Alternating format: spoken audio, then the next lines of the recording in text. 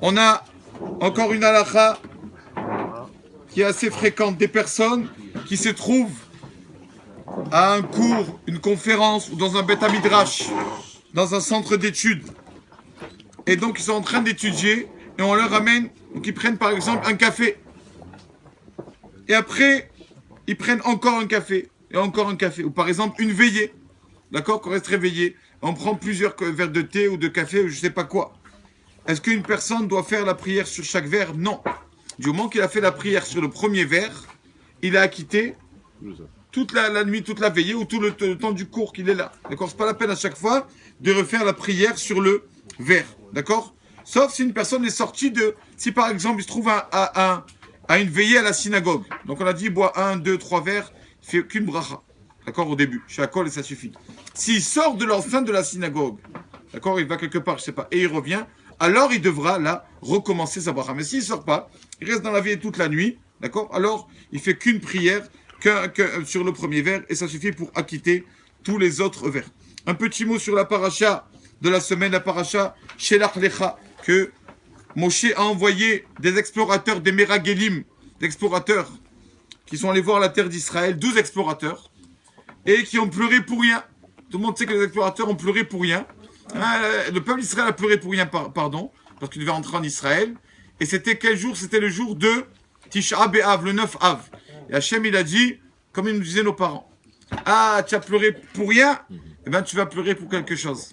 Quand vous avez pleuré le 9 Av pour rien, alors tout allait bien. Exactement, le 9 Av ont été détruits les premiers et deuxièmes temples, Tisha B'Av. Parce qu'on a pleuré pour rien, parce que on s'est plaint. Mais la chose qu'il faut savoir dans les explorateurs, il y en a 10 qui ont dit du mal et 2 qui ont dit du bien. Yoshua et Kalev ont dit bien la terre d'Israël et les 10 autres ont dit du mal de la terre d'Israël. Il dit le Maguide de Douvna, il raconte une petite parabole. Il raconte qu'une fois, il y avait des Sephardim, des grenouilles. Il y avait un groupe de grenouilles qui se promenaient. Et il y a 2 grenouilles qui sont tombées dans un puits. Et donc, on voit les autres grenouilles qui sont au-dessus du puits, qui leur parlent et qui leur disent que comme ça avec les mains et tout ça, comment faire, comment remonter le puits et tout ça. Et une des grenouilles qui n'arrive pas, qui se décourage et qui meurt. Parce qu'elle voit les autres, et les autres qui sont en train de dire, tu vas pas arriver, c'est trop bas, tu vas pas arriver, donc elle meurt.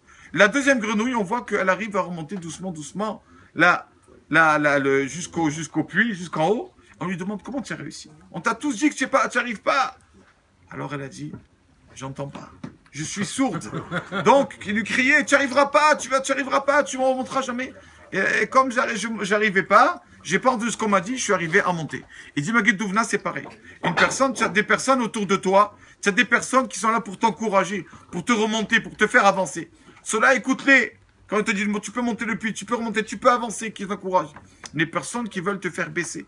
Ah, c'est pas la peine, arrête, tu vas pas commencer à faire le Shabbat. Dis-moi, qu'est-ce qui t'arrive? Tu vas pas commencer à faire des bénédictions.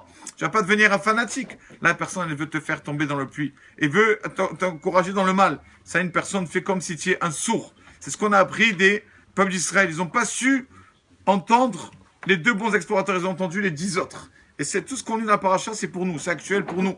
Que d'essayer de toujours, comment on dit, fréquenter des personnes qui sont là pour te faire avancer. Et non, chas v'shalom, des personnes qui sont là pour te faire régresser dans la Torah. Baruch Adonai Leolam.